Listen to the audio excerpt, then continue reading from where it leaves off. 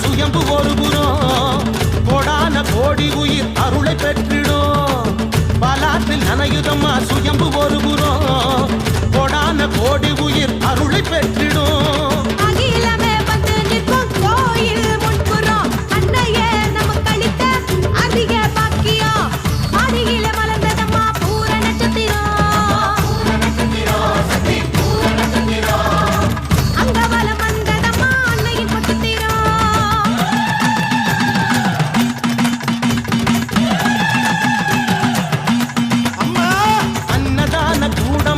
அச்சய பாத்திரம் அருள் வாக்கு மகிமையினால் சிறப்பு இத்தலம் அன்னதான கூடமல்ல அச்சய பாத்திரம்